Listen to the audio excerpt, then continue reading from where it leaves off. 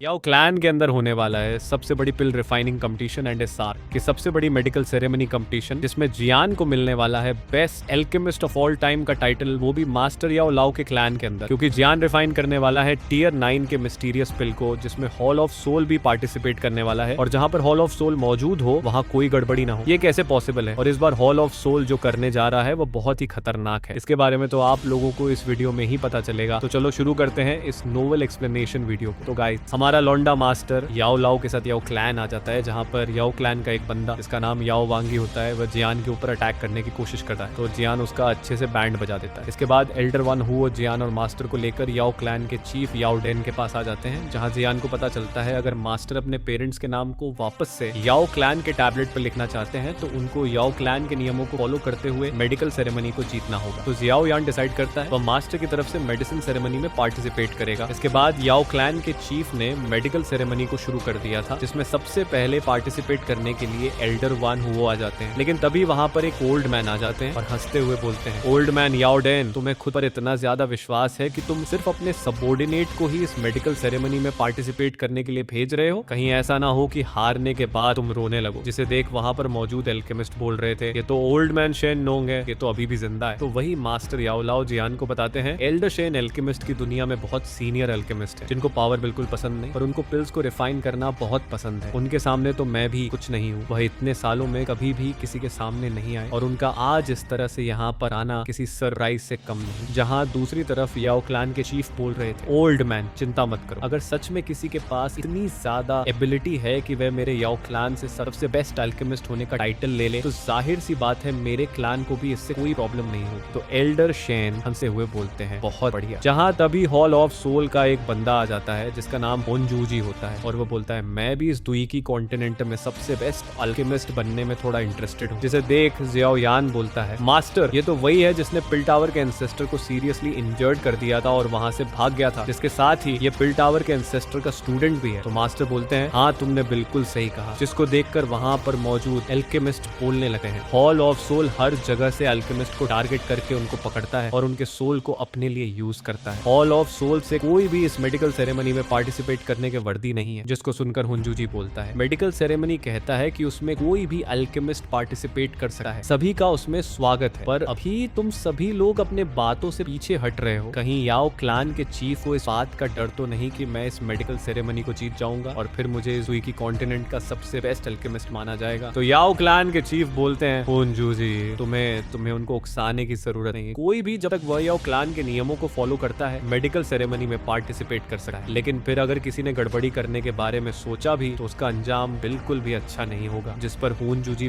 Master की तरफ देखते हुए बोलता है, याओ लाओ, तुमको हॉल ऑन ऑफ सोल ने जब कैद किया था तो तुम काफी कमजोर लग रहे थे, लेकिन तुम मुझसे अभी काफी स्ट्रॉन्ग लग रहे हो। जिनको सुनते ही जियान लाइटनिंग की स्पीड से हुंजूजी के पीछे आ जाता है। इसको फील करके थोड़ी देर के लिए हुंजूजी के एक्सप्रेशन पूरी तरह से बदल जाते हैं और तभी जियान उसके ऊपर एक पावरफुल किक से अटैक करते हैं। पर हुंजूजी वहां से दूर हो गया था। तो जियान बोलता है, तुम्हारे जैसा एक इंसान जिसने अपने टीचर को धोखा दिया, अपने एंसेस्टर को धोखा दिया और जिसका दिल पूरी तरह से इविलनेस से भरा हुआ है, वह मेरे मास्टर से बात करने के भी काबिल नहीं है और मैं आज यहाँ पर अपने मास्टर के लिए सभी को चैलेंज करता हूँ। तो हुंजूजी हंसते हुए बोलता है, तो तुम जियाओ यान हो, तुम्हारा नाम हून क्लैन में काफी फेमस। तो फिर याओ क्लैन के चीफ बोलते हैं, सभी लोग मेडिकल सेरेमनी पर ध्यान दो, हम यहाँ पर फाइट करने के लिए नहीं है। अब मेडिकल सेरेमनी यहाँ से शुरू होता है। अब बस ये देखना है कि कौन आज बेस्ट एल्केमिस्ट होने का टाइटल हासिल करेगा। जिसको सुनकर एल्डर वन हुओ, एल्डर शेन, हुंजूजी और जियान अपने फर्नेस को बाहर निकाल लेते हैं और फिर पिल्स को रिफाइन करने के लिए तैयार होने लगे हैं। जहाँ हुंजूजी अपने फ्लेम को रिलीज करते हुए बोल रहा था, आज यहाँ पर मैं दुई की कॉन्टिनेंट का सबसे बेस्ट एल्केमिस्ट होने का टाइटल जीतने वाला हूँ। जहाँ उसके फ्लेम को देखकर एल्डर वन हुओ और एल्डर शेन हैरान हो जाते हैं और बोलते हैं, ये तो नाइरिटी डिवोरिंग फ्लेम है। क्या सच में Nairiti devouring flame hall of soul के पास है? तो जियाओ यान बोलता है, क्या सच में ये भी एक हेवनली फ्लेम है? क्योंकि पिछली बार तो इसे लिटिल ने एब्जॉर्ब कर लिया था। आखिर हॉल ऑफ सोल के पास कितने सारे हेवनली फ्लेम्स हैं? वही हुंजूजी बोल रहा था, ये कोई ऑर्डिनरी हेवनली फ्लेम नहीं है, ये सबसे ज्यादा कीमती हेवनली फ्लेम है जो बिल्कुल नाइरिटी डिवोरिंग फ्लेम के बराबर है। जिसको सुनकर जियान हंसते हुए बोलता है, अच्छा तो ऐसी बात है क्या? रुको, मैं भी तुम्हें एक बहुत ही कीमती हेवनली फ्लेम दिखाता हूँ। तभी लिटिल ये बाहर आ जाता है, जिसको देखकर हुंजूजी और दोनों एल्डर हैरान हो गए थे और बोलते हैं, क्या ये प्यूरिफाइंग डेमोनिक लोटस फ्लेम? इसके बाद लिटिल ये अपने फायर का यूज करते हुए मेडिकल इंग्रेडिएंट्स को रिफाइन करने लगा। तो जियान बोलता है, सभी लोग प्लीज अपने पिल्स को रिफाइन करने पर ध्यान दें, ये कोई हेवनली फ्लेम्स को दिखाने का कंपटीशन नहीं है। जिस पर एल्डर शेन बोलते हैं, हैं, क्या बात है, तुम तो काफी अमेजिंग हो, पर मैं भी किसी से हार नहीं मानने वाला। ऐसा बोलते हुए एल्डरशेन अपने फ्लेम को रिलीज करते हैं, जिसको देखकर वहां पर मौजूद अल्केमिस्ट काफी हैरान हो गए थे और बोलते हैं, ये तो अर्थ सीयर फ्लेम है जिसका किसी के पास होना किसी ट्रेजर से कम नहीं। इसके बाद हम एल्डर वान हुओ को देखते हैं, जहां वह भी अपने हेविली फ्लेम को रिलीज करते हैं, जो 10वीं नंबर 9 सरन विंड फ्लेम होती है, जिसको देखकर हुनजूजी बोल रहा था, ये सभी हेविली फ्लेम्स काफी ज्यादा टेस्टी होने वाले हैं। और फिर जियाओ यान को देखते हैं, जो अपने सभी मेडिकल इंग्रेडिएंट्स को बाहर निकाल लेता है, फिर लिटिल ई की मदद से उन सभी को एक साथ रिफाइन करने लगा है, जिसे देख वहां पर मौजूद सभी अल्केमिस्ट बोलते हैं, जियान तो बस एक ही बार में हजारों मेडिकल इंग्रेडिएंट्स को रिफाइन करना चाहता है, ये तो कुछ ज्यादा ही हो गया। सभी मेडिकल इंग्रेडिएंट्स अलग अलग हैं, जिसको रिफाइन करने के लिए डिफरेंट टेम्परेचर की जरूरत होती है। इसके बाद हम याओ टियान और याओ लिंग को देखते हैं, जहां याओ टियान बोल रहा था, पिछली बार जब हम मिले थे तो हमारे बीच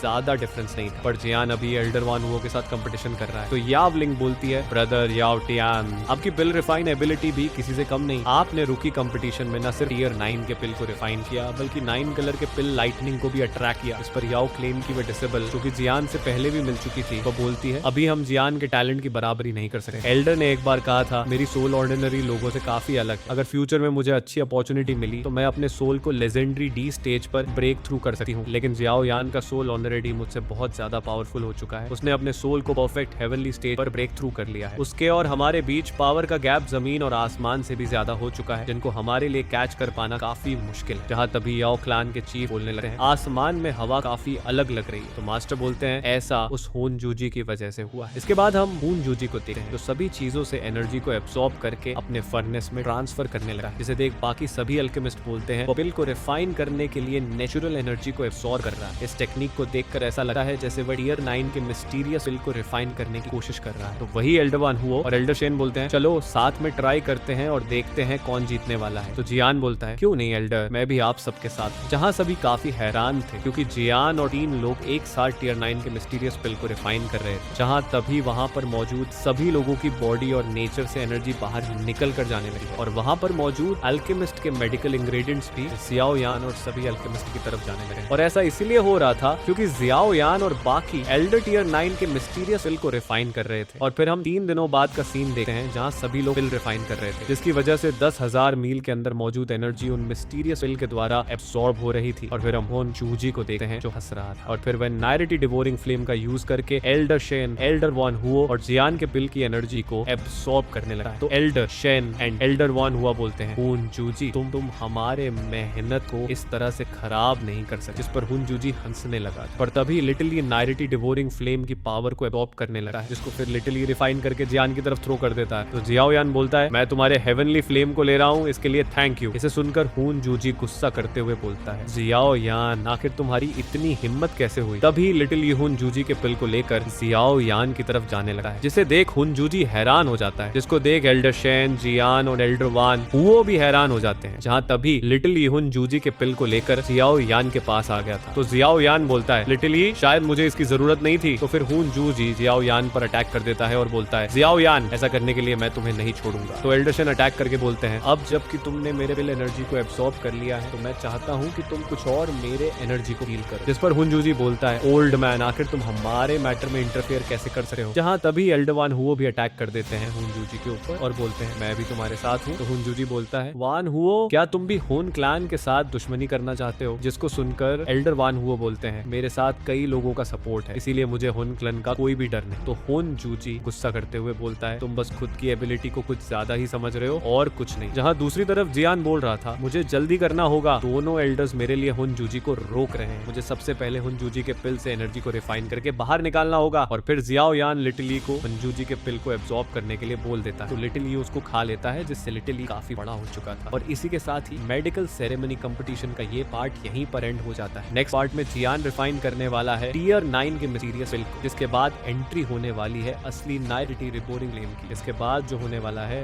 उसके बारे में किसी ने भी नहीं सोचा होगा, इसका पता तो आप लोगों को नेक्स्ट पार्ट में ही चलेगा। और अगर एक्साइटेड हो नेक्स्ट पार्ट के लिए तो लाइक करो गाइस और कमेंट करके बताओ आप लोगों को वीडियो कैसा लगा। तब तक के लिए बाय। मिलते हैं एक और न्यू नोवेल एक्सप्लेनेशन वीडियो के साथ। और हाँ, जिन लोगों ने अभी तक सब्सक्राइब नहीं किया, सब्सक्राइब करके जाना।